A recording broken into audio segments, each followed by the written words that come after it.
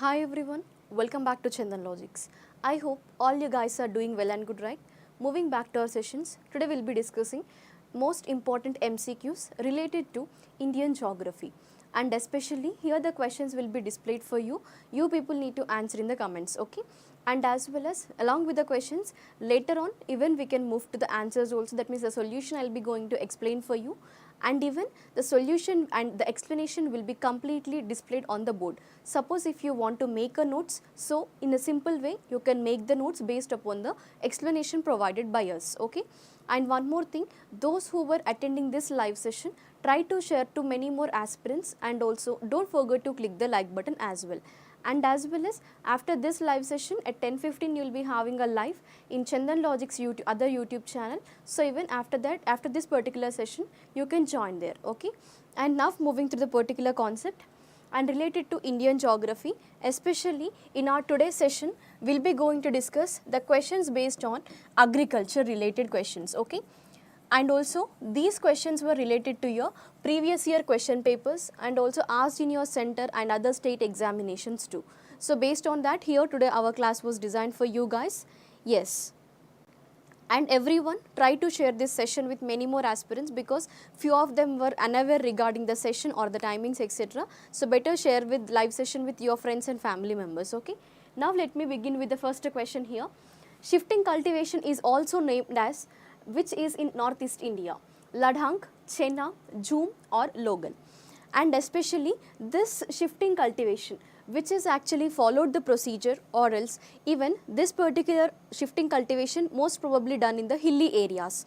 So based on this hilly areas and especially in the northeastern region, shifting cultivation is also called as the other name. So what is that particular another name which is known as the shifting cultivation, especially in Northeast India? As I have said that shifting cultivation especially done in the hilly areas, okay? And now if we can move to the answer, shifting cultivation in Northeast India, also known as the Jhum cultivation. And especially in shifting cultivation, what is the procedure they will be going to follow? So in shifting cultivation, the process generally the people follow in the hilly areas, like even the slash and burn agriculture, okay? It is also known as the slash and burn agriculture, because here the process of growing the crops, which is by first clearing the land of trees and then later they will burn them, okay? So through that even you can concentrate slash and as well as burn agriculture. So once if the land was clear, okay, even by like actually clearing all the land through the trees, that particular trees which were grown in that area, then later they will burn that. So based on this thing, you can consider like it is also known as the shifting cultivation or else slash and burn cultivation. And especially in northeastern part of India, it is known as Jhum cultivation, okay? Next. Which of the following countries is the largest producer of wheat in the world? Bangladesh, Myanmar, India or China? So here the question is all about wheat production. What is that? The largest country which produces highest number, that is highest weight of wheat, okay? Especially like comparing all over the world. So which country produces the more number of wheat? Yes. Good morning everyone, good morning. Those who were attending the live session, try to share this interactive session with many more aspirants. And don't forget to click the like button as well.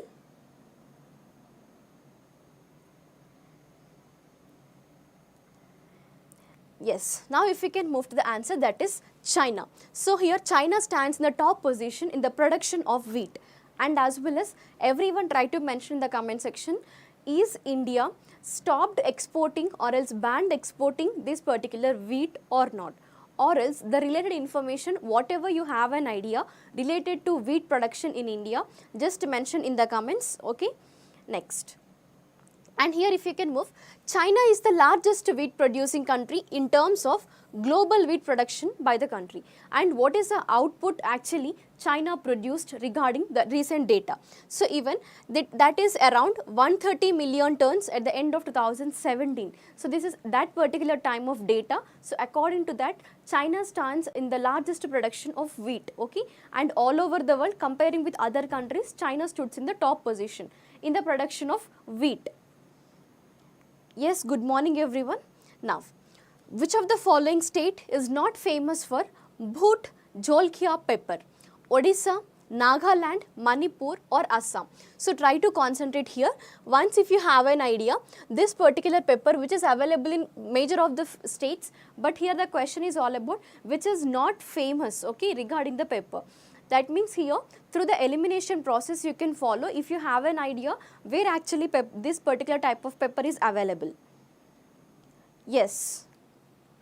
So that is especially in the state of Odisha, this but jolika pepper which is not available, okay. So here this particular pepper, the other name is ghost pepper or else ghost chili or ghost jolkia. So this pepper cultivation most probably in the other states like Nagaland, Manipur and Assam, but it is not famous in the state of Odisha. So through the elimination process you can follow the particular answer, okay.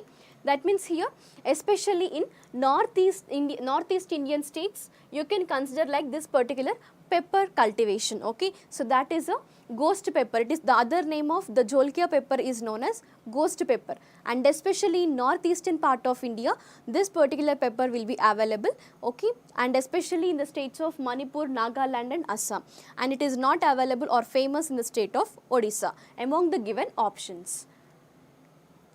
Next, consider one of the best in India, Temi tea garden, which is the only tea estate in the state of West Bengal, Sikkim, Assam or Odisha. What it is actually? Temi tea garden. This is the only tea estate, okay. So this is the only tea estate in one of the following states. So what is that state?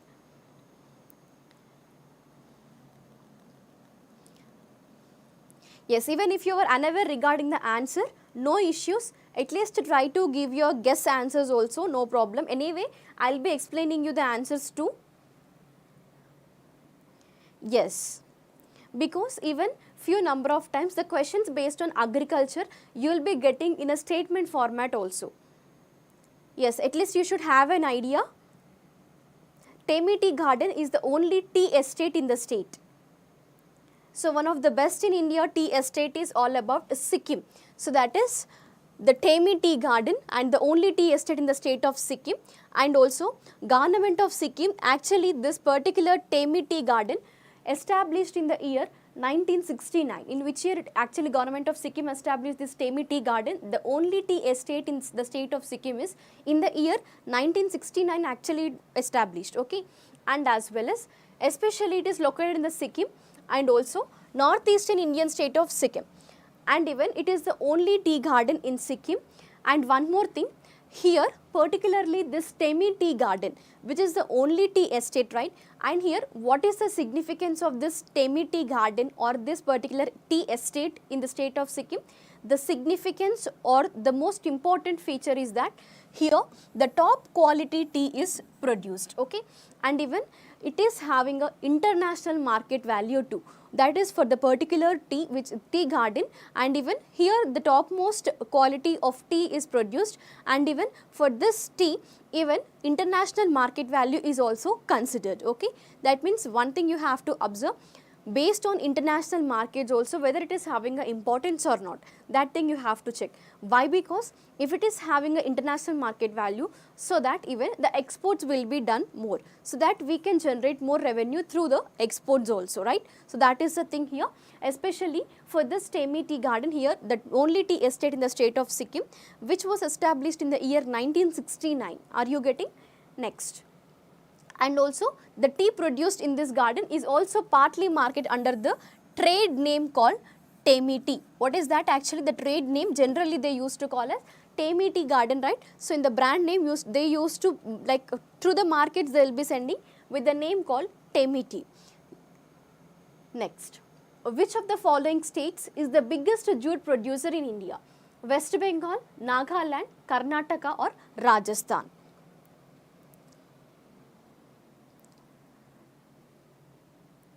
Yes, yes, even the other states also you will be having related to the tea production, not only Assam. Are you clear? Yes, the biggest jute production in India, which of the following state actually it is? Even this is the previous question also, even this particular question was raised in your central examination of SSC, and as well as this is related to, sometimes the questions can be asked in a statement format also. Yes, West Bengal, fine. If we can move here, absolutely correct, very good everyone. So West Bengal is the largest jute production in India, and which is followed by Bihar, Assam, and then moving to Andhra Pradesh. So this is the format that after West Bengal, which were followed by Bihar, Assam and Andhra Pradesh. So these were highest in the jute production, especially in India, okay. And sometimes just now, like the question I have raised for you, like wheat production globally, that means worldwide, it is actually according to 2017 data, it is China, right. So that here, if the question is only related to India, so you have to cover the first criteria is what were the highest production and where is the highest production of especially one specific category of crop or a specific category of minerals, etc. So you have to go through, make a list of the top producer states in India, okay, so that you can at least expect one question from agriculture concept based on the top producers, okay, of some particular products or the crops. Next, in the context of agriculture, the term Barani refers to dry farming, rain-fed farming, mixed farming or irrigated farming. Especially you will be having like different types of farmings, okay. So once, if any possible day, if in one fine class in the upcoming days, even I'll plan for agriculture, especially the types of farming, okay, especially which were done in India. So based on this agriculture pattern also, I'll make one session. So based on that, if you want, okay, if it is needed for you guys, then definitely in the upcoming session, based on the agriculture patterns followed in India, I'll be going to make a session. Yes, Barani refers to whether is it a dry farming, rain-fed farming, mixed farming or else irrigated farming. Fine. If we move to the answer here, that is all about Barani farming. That is Barani, which refers to the rain-fed farming. Generally, in rain-fed agriculture, what is the process or the procedure will be followed? And what is this Barani, the term which related to the rain-fed farming? Generally, this is a type of farming that relies on rainfall for water. See, in some of the general terms of specific agriculture areas also, in some other states or union territories, if you can observe, especially in India, few of the states or UTs depends only on rainfall, especially for the water, for the irrigation type. That means here you have to consider, especially it depends on only the rainfall, okay, for water, because in some particular areas through the land, maybe the water may not be available for in that particular areas. So that they usually depends on the rainfall for the water. Are you getting? So that type of rainfall fed agriculture, okay, where it is done by using the rainwater. So that type of agriculture is known as rain fed agriculture, okay. So that pattern even usually follows in some of the states also. And especially it provides much of the food consumed by the poor communities in the developing countries also. As you know, even India is also a developing country, right? And even especially in India also, most of the states and union territories even follow this rain-fed agriculture. Next, silver fiber revolution is associated with leather, oil seeds, jute or cotton. So just mention in the comments, yes, yes, and most probably major of the times based on the revolutions. So just to concentrate, and if the examiner want to raise a question, same question but in a different format. So revolutions and that were related to. So in the same way they will be giving a heading and in mass the following. Suppose like silver fiber production they have mentioned, and white revolution, green revolution or blue revolution, okay. All the revolutions will be mentioned one side, and the other side they will be mentioning like, suppose like green revolution related to agriculture, white revolution, okay, or else even related to like pink revolution, okay. So they will be mentioning the revolutions and related to what, whether it is for milk or onions or meat, okay, or fish production, like that, especially based on the blue revolution, right. So in this way, even in the mass the following format also, from the revolution based questions you can expect from agriculture concept in Indian geography. Yes, Swapna and Amala. These sessions, especially in Chandan Logic's English YouTube channel, especially for other state students also we have to concentrate. So only in English this session will be done. And after this session in Chandan Logic's channel, so there I'll be discussing in Telugu and as well as in English. And also questions will be displayed for you in Telugu also in that channel. But here only completely the class will be taught for you in English language, okay? Yes, silver fiber revolution which is related to cotton and gold fiber revolution related to the jute.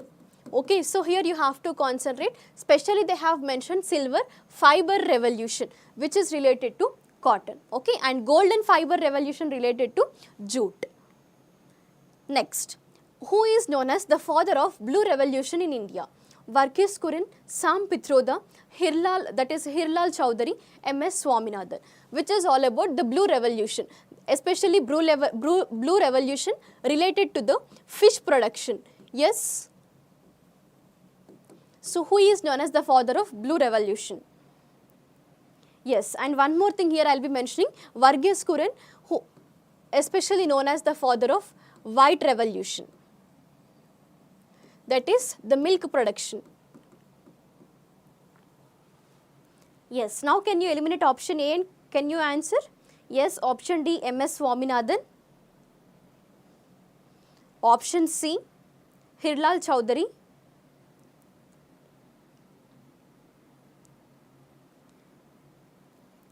Yes, option C, option D.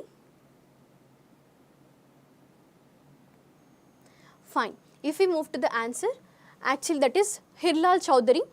Dr. Hirlal Chowdhury and also Dr. Arun Krishnas, who is also known as the father of blue revolution, especially focusing on the fish production, okay. And here moving to MS Swaminathan, just try to mention the correct answer related to which of the following revolution. I will be giving few options for you, okay. Whether is it white revolution, already I have mentioned who is for white revolution is known as Varghese Kurin, right.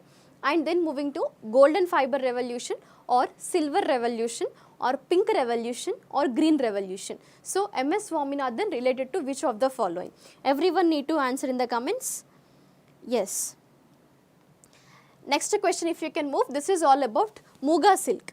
So Muga silk is associated with the Assam state here, and this Muga silk, if you want to know a clear idea based on this particular Muga silk, type of silk which is associated with Assam and as well as other northeastern states. And also recently Muga silk also spread to West Bengal also, even including not only northeastern states but also it was spreaded to West Bengal also. And even most of the 80%, okay, 80% of silk produced in the country is of mulberry silk. I think you already have an idea related to mulberry silk, right? So based on that, it is most probably 80% production will be done in India, that is mulberry silk. And even majorly produced in the 3 southern states, this mulberry silk. What are those 3 southern states? Especially Karnataka, Andhra Pradesh and Tamil Nadu. And even followed by some of the other UTs and states, that were West Bengal and Jammu Kashmir. That is all about mulberry silk, okay. Even especially this Muga silk which was produced in the northeastern states and also recently spread to West Bengal.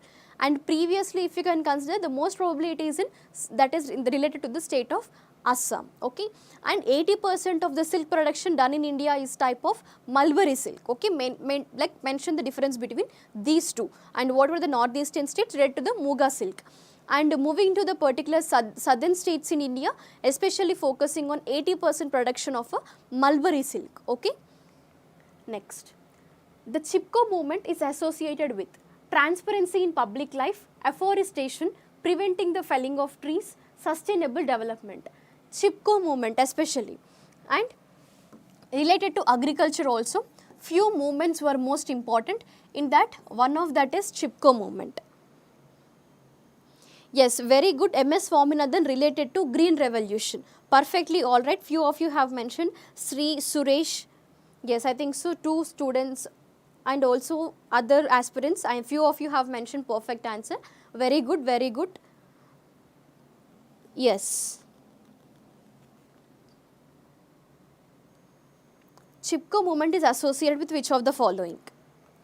So if we can move, related to afforestation. That is, especially this Chipko movement was done by the farmers and in the state, and also that is in Uttarakhand and also part of Uttar Pradesh. Okay. So what is the major objective here? That is even protesting against the felling of trees, and even the major objective is all about the afforestation. The Chipko movement was done. Okay. And even few of the slogans were given during the Chipko movement also, and even the state forest departments were also actually collaborated with the states, and they have started this movement called Chipko movement. And especially for the traditional rights, and majorly even in the areas of the forest areas also, even they have started the protection of these felling of trees, and also they have started many of the movements. One of the movement is Chipko movement. Okay. Next, green revolution is associated with production of coffee, production of milk, production of wheat, or production of barley. So once concentrate here, especially again in green revolution it was classified, okay, especially significant to only one thing. So based on the options, if you can go through elimination procedure, you can answer it easily. Yes, green revolution. And father of green revolution, who is known as father of green revolution?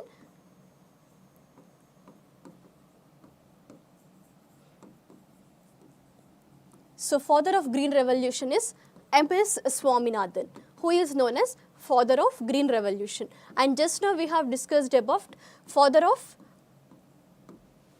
white revolution also, that is Varghese Kurian, and father of blue revolution also we have discussed. Okay. And additional information you can cover.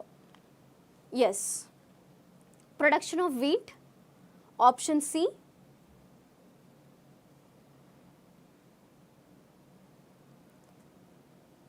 Yes, very good. That is related to production of wheat. Okay, especially green revolution, and which commenced in the year 1958. And as you well known, 5-year plans, right?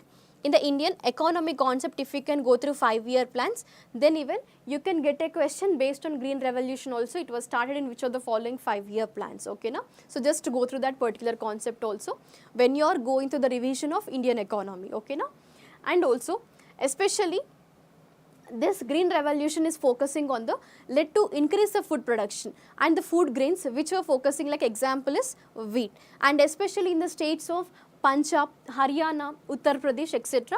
So especially in the year 1958, this green revolution started within India. Are you clear?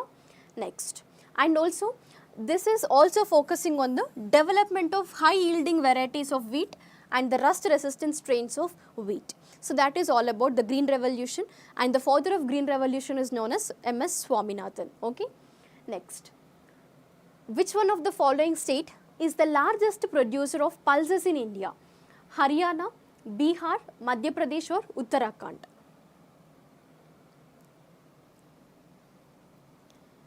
Yes, few of you have mentioned in second 5-year plan, Suresh, related to the green revolution.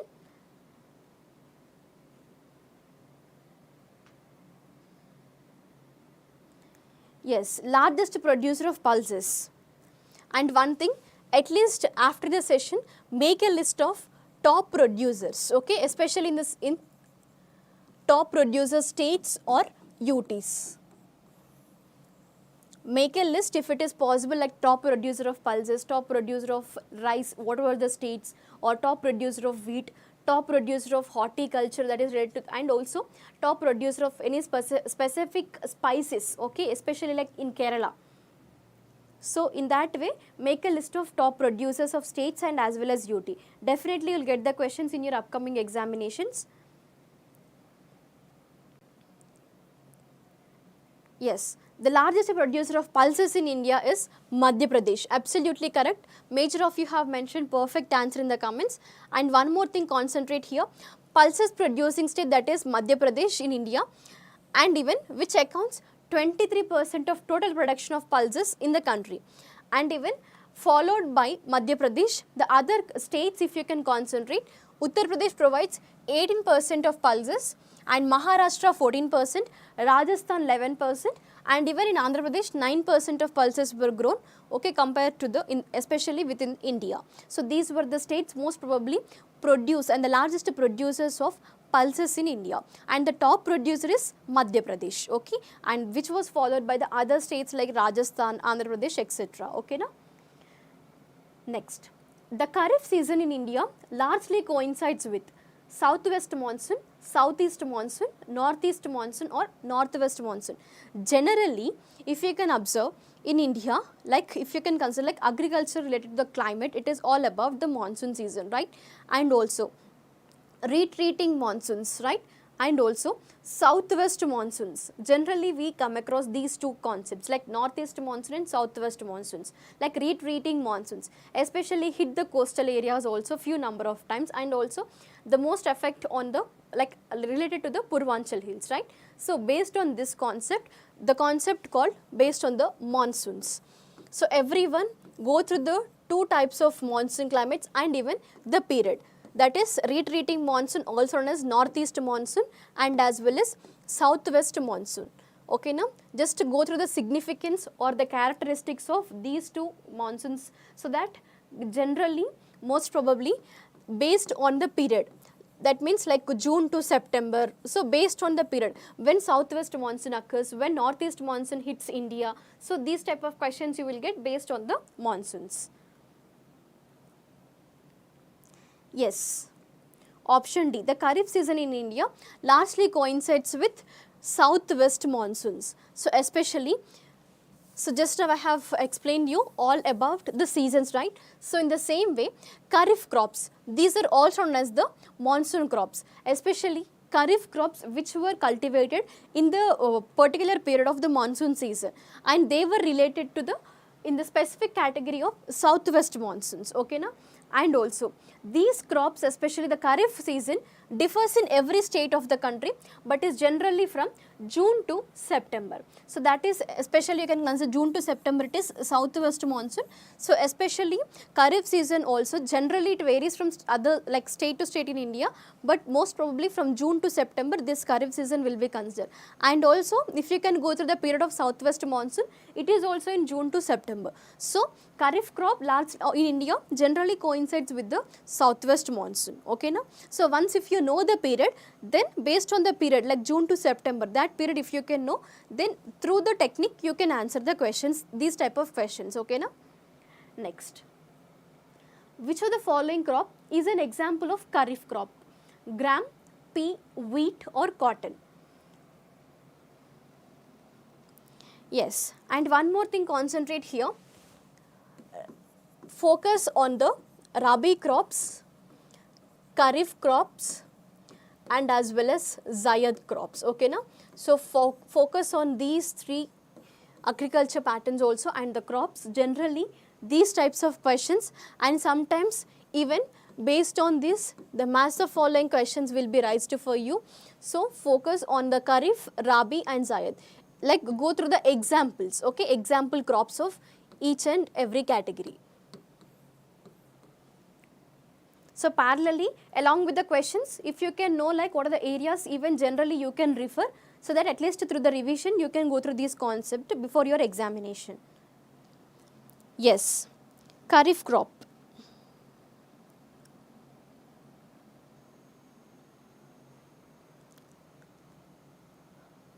Yes, option D, cotton. Cotton is a Kharif crop. Yes, wheat, fine, very good. So here perfect example for Kharif crop is cotton. And also just now we have done with the concept called Kharif crops cultivated in the monsoon season, and that is also from June to September, that is especially in the southwest monsoon. And also Kharif crops includes not only cotton, like other areas you can consider like rice, maize, sorghum, bajra, millet, and even focusing on soya bean, groundnut, then also cotton, etc. So these comes under the Kharif crop examples, okay, and parallelly just to revise the Rabi crops and Zayad crops also, and the few examples. Next, which river water or else the sea water or groundwater on rainwater? So generally utilization is very high in the states of Punjab, Haryana, Rajasthan and Tamil Nadu. So just now as I have said you related to the rain-fed agriculture, right? So most probably what is meant by rain-fed agriculture? Rain-fed agriculture usually relates or depends agriculture based on the rainfall for the water, right? So, in that type of areas, especially in the states of Punjab, Haryana, Rajasthan and Tamil Nadu, generally it uses which of the following type of water, okay? Yes, it is very high, whether is it river water, sea water or groundwater or rainwater. Yes, Sri, very good. Rice, maize, cotton are some other examples of kharif. So here, especially the groundwater. What is groundwater uses in the and the utilization will be done in the states of Punjab, Haryana, Rajasthan and Tamil Nadu. And even the reason behind this utilization of the groundwater in the states of Punjab, Haryana, Rajasthan and Tamil Nadu, that were in these states advanced agricultural states, and also their share of the agriculture sector in the water utilization is much higher than any other sector. So, especially in the Punjab and Haryana, even if you can go back to the history also, so especially in Punjab and Haryana, these were the most agricultural states in India. And also even to advance their agriculture sector, so even they were using the groundwater, okay. So, major utilization is high in these of the states, okay now. So, especially even in Tamil Nadu also. Next, which one of the following is not a natural fiber? Terylene, wool, flax or jute? So, here the question, concentrate, they have mentioned in the indirect format, that is which of the following is not a natural fiber. Maybe in hurry burry you can go through the natural fiber and maybe opt the answer, but be perfect that it is not a natural fiber. Yes, groundwater, 70% of water uses the groundwater, especially related to in that particular states of Punjab, Haryana, Tamil Nadu, etc. and even including Rajasthan also. Yes, option B, wool. Is it not a natural fiber? Terylene. Yes, it is an indirect question. Read the question properly. Which the following is not a natural fiber? Option B, wool. Yes, if we can move here, just one thing concentrate. Wool is not a natural fiber. You were getting it from a natural process called sheep, right? So, focus on the thing called the question. Whether is it in the direct format or indirect format. It is not a natural fiber. Even I have underlined it. Even flax, jute, wool, simple way if you can think, right? So, all these were the natural fibers you could occur from a natural process. But moving to terylene, it is not a natural fiber. So, usually how terylene actually was acquired, okay? So, generally terylene is synthetic polyester fiber or the fabric based on the terephthalic acid. So, based on the other procedures, here we were obtaining a fiber. So, that is not a natural fiber. So, natural fiber is nothing but even wool, how you can get it is from the sheeps you can get, right? And also even flax and even jute. So, all these were the natural fibers we were getting. But moving to terylene, by using some other procedures and the other acids like terephthalic acid, etc. So, here we were acquiring the terylene, okay? It is not a natural fiber. And also, this was characterized by the lightness, and also generally this is used for clothing, sheets, ropes and sails. So, common natural fibers, especially you can consider like from plant kingdom like cotton. Is it natural fiber?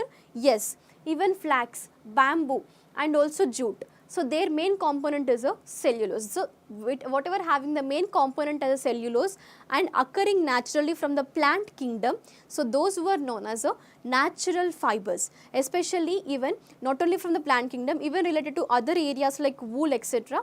So, whatever occurring without any procedures, so that were known as a what is that? Natural fibers. So, here wool, flax, jute, these all were the natural fibers except terylene. Okay now? Yes, make it clear everyone, it is terylene, not wool. Next, a policy which involves fixing the maximum size of land which could be owned by the individual is called as land mapping, land jamming, land sealing or land caping. What it is actually? Policy which fixing the maximum size of the land which could be owned by an individual. So, that particular land or the maximum size they will be fixing. So, that policy is known as. Because an individual can own only that maximum size of land, okay, that is one specific criteria they have mentioned. So it is generally called as what? Land mapping, land jamming, land sealing, or land caping. Maximum size, okay, it will fix maximum size of land only. Suppose if I am an individual, then for me there will be policy like they will be mentioning only this is the particular size or the maximum size you can own, okay. So that was the policy. Generally it is called as what? Yes, Sri, I think so now it is clear for you, right, regarding the natural fibers.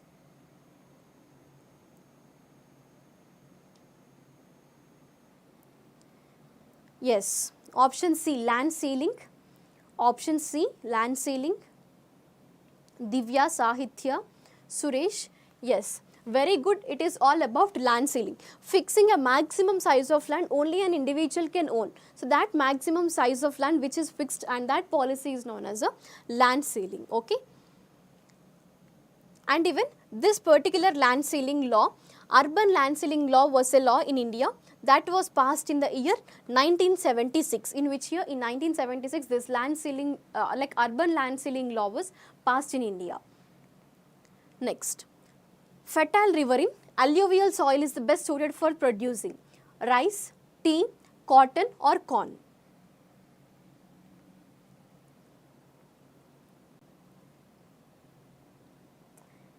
Yes. So now if we can move here, especially related to the agriculture patterns,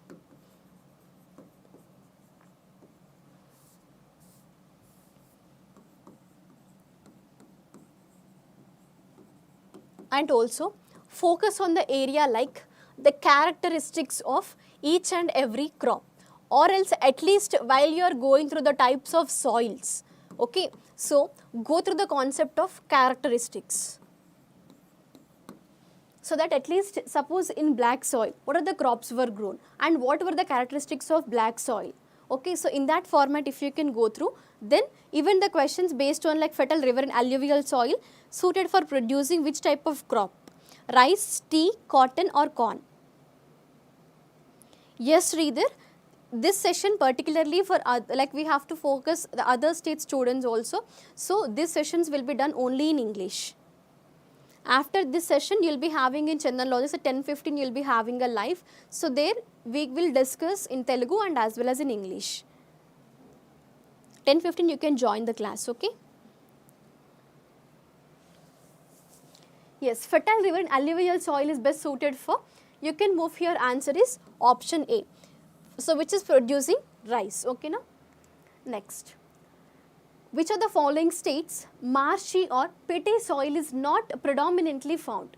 Kerala, Madhya Pradesh, Odisha, West Bengal. That's what just now I have informed you. Whenever you go through the concept of soils, go through the characteristics, okay na?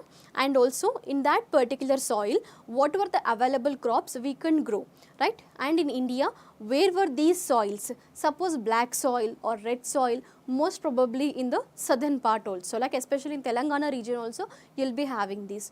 And alluvial soils, where you can available, like especially in the north part, right? So in this way, just to go through the map of the soils also. So that means once if you read the characteristics of the soils, then you can get all these types of questions, okay na? You can easily answerable. Yes, marshy or peaty soil, in which state it is not found. At least if you have an idea where these soils were found, or the map if you have an idea, you can answer it easily. So that is especially in Madhya Pradesh, this marshy or peaty soil is not available, okay na?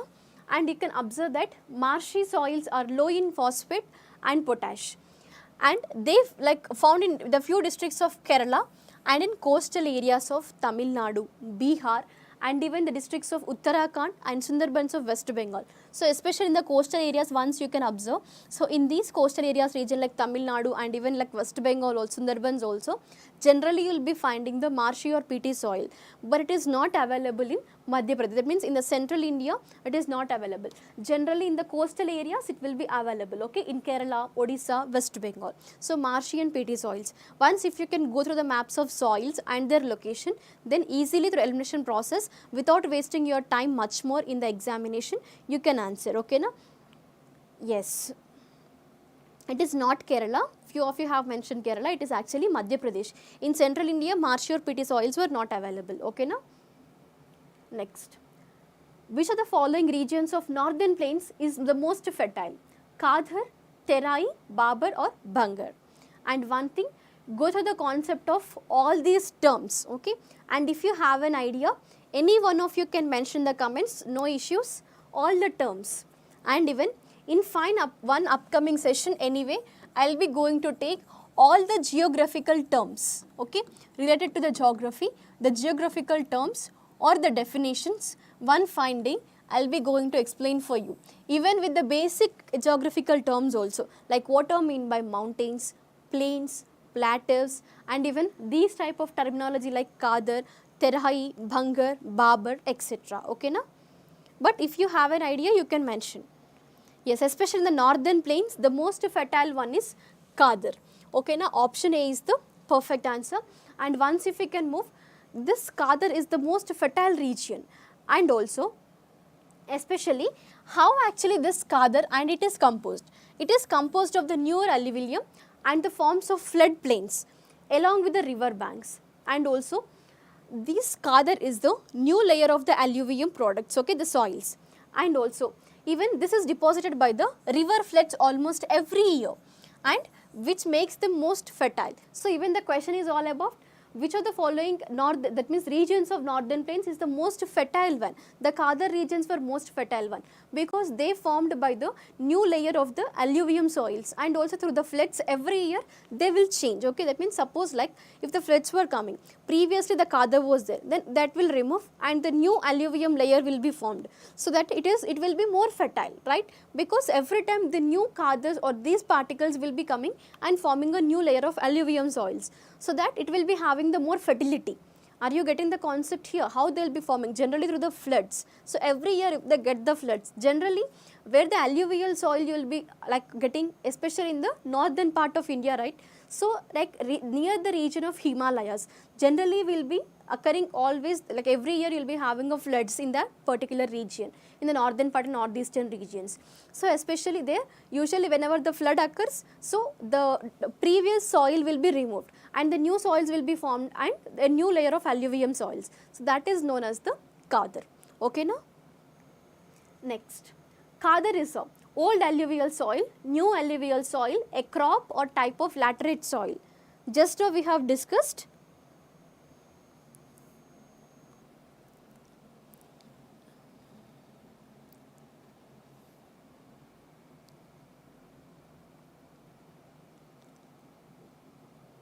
Yes, just now we have discussed Kadar is the old alluvial or new alluvial soil.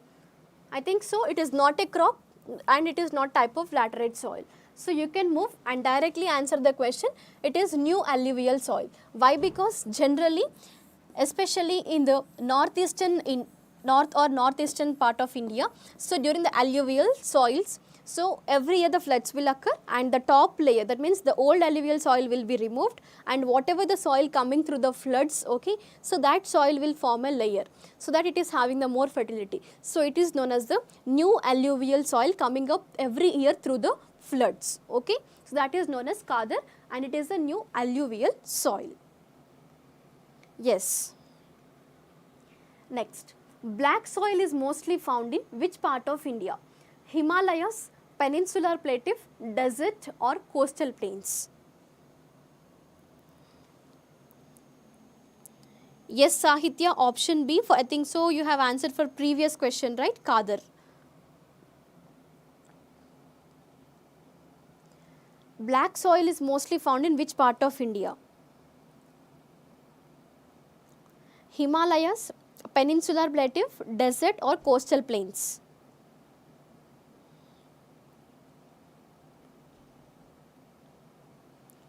Option B, peninsular plateaus. Yes, in Himalayan region you will be having most probably alluvial soil. So, you can eliminate option A. Now, can you answer through option B, option C or D? Yes, generally black soil occurs especially in the peninsular plateau region, and also this black soil is also known as, what is the other name of black soil? Black soil is also known as the regur soil. And even this was formed, and it is a soil, this black soil usually formed by the flow of lava, and as well as these soils have a rich black color. Why, what is the significance or the characteristic that it is having a black color generally? Because due to the abundance of lime, iron, magnesium, aluminium, and as well as potassium. So because of the presence of these other minerals like lime, iron, magnesium and aluminium, etc., so it is having a black color, okay, because even this is a type of soil which was formed by the flowing lava. So based on this, even containing all these particles like even including lime, iron, magnesium, etc., so it is in black in color. Generally in peninsular plateau region you will be having a black soils, okay now. Next, alluvial soils are spread in about what percentage of the total area? 50%, 30%, 40 or 25%. So most probably even you have to know through these type of questions also, that is approximately 40. So even it is about nearly 43% actually. So in India the available soils, that is alluvial soils, most probably is 43, approximately it is like 40% the given options, okay now. It is spread in India nearly 40% of the area. Next, Khadar and Bangar are the types of which soil? Red soil, alluvial soil, laterite soil or black soil? Yes. Yes, yes, very good for the previous answer, 40%. Yes, Khadar and Bangar. New and the old soils, but it comes under which category? Is it red soil, alluvial soil, laterite or black soil? Through the floods even these soils generally occurs, right? Yes.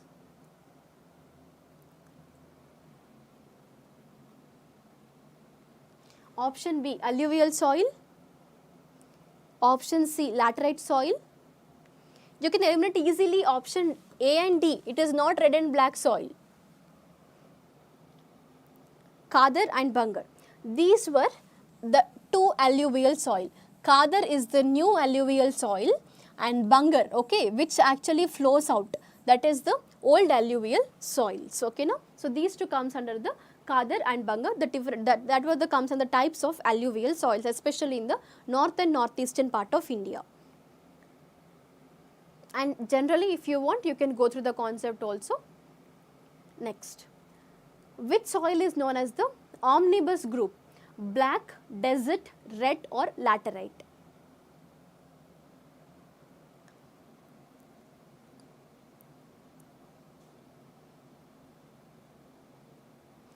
Yes. So here especially omnibus soil, it is also known as the red soil. Why? Because especially the red soils is mainly present in the low rainfall areas. Where it is low rainfall areas, and even it is the deficient in lime, phosphate and manganese, even in nitrogen. And one more thing, why actually it is known as the red soil? The color which represents red. Why actually sometimes even the statement based questions also you will get based on the soils. Red color, okay, the soil which contains red color due to the presence of the ferric oxide, okay. And also even the crops which were grown in the red soils were examples like wheat, cotton, pulses and even including tobacco, oil seeds, potato, etc. are cultivated in the red soil regions. And these red soil areas also known as omnibus soils, because here it is having a present in the low rainfall areas, this red soil will be available, okay. Yes, yes. Next, that is the thing as I have informed you, because the omnibus group, it is nothing but the low rainfall areas, okay. Next, dry soil is found in which of the following regions of India? Gangetic Plains, Chota Nagpur Plateau, Rajasthan or Nilgiri Hills?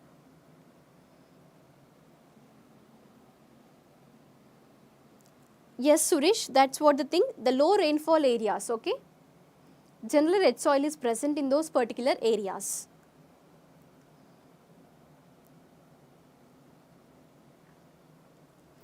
And dry soil which is especially you can observe, that is the desert areas, that is in the state of Rajasthan, okay.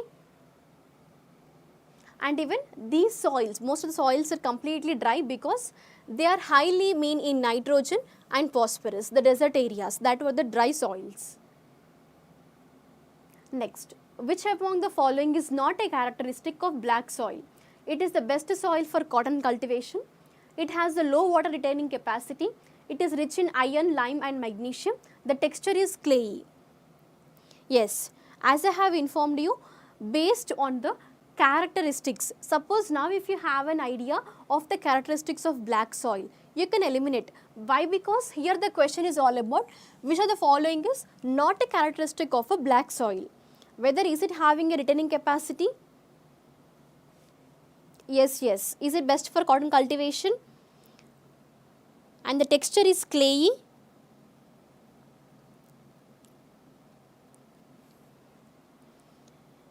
Yes, not a characteristic of black soil.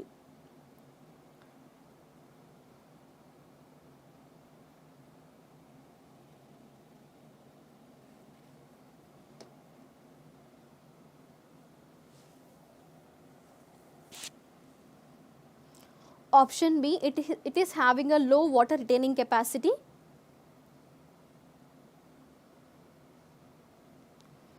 Yes. If we can move, yes, perfectly all right. Actually, this is not a feature because they have mentioned as a low water retaining capacity but for black soil, it is having a high holding moisture capacity, and also yet water is not available even to the plants, because even the most probably for black soil, one of the characteristic is that it is strongly held by the the clay, okay. And also these are extremely sticky when wet, and it is having the low water retaining capacity, okay. And one more thing here, so before going concluding the session here, the small announcement for you guys, and especially recently even already Chandan sir had discussed the live session also based on CHSL notification, right. So here recently 1600 vacancies were launched. So based on this, already new batch in Chandan Logics was launched for you guys, and the new course was started for you. So based on your new examination pattern only, and even this will be useful for your prelims and mains examination, and even this is available in English medium and as well as bilingual. And even you will be having 600 plus video lectures, topic wise mock exams, and also from basic to advanced level, all the classes will be taught for you for your SSC CHSL examination, okay. So recently the announcement was done and the notification released for you, and start your preparation as early as possible with Chandan Logics. And also related to CGL examination, even along with the courses, and one more availability for you, even that is the test series were also launched. So 25 plus tests were launched for you based on your new examination pattern. Even if you want to go through test series, you can go with that, and still if you have any queries, you can contact us. And even including who were preparing for railway, SSC, banks, and even for defense, ISET, or else even UPSC CSAT examination also, the paper 2, right, it is also available in Chandan Logics. So still if you have any queries, you can contact us and you can reach us, all your doubts will be resolved, okay. And one more important thing, many of the aspirants has mentioned related to the PDF materials, how to download PDF materials. Just download Chandan Logics app, and you'll be having an option of study material. Once if you click on study material, you'll be having all the PDFs and you can download it for freely, okay now. So use this availability in a worthful manner. Yes. Yes, Shravani, I think so. You have not attended the class from the starting of the session.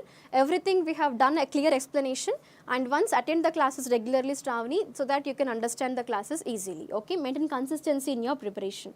Yes, yes Suresh, definitely. Based on Niti Aayog also, I'll be coming up with one session. I'll plan for that definitely.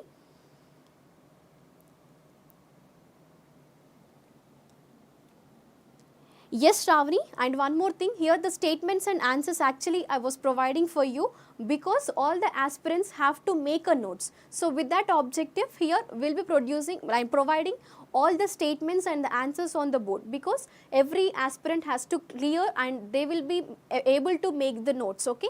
because even orally I can explain, but major of the aspirants can't grasp that, okay. So we have to focus on each and every student, so that here we will be displaying all the statements and answers on the board.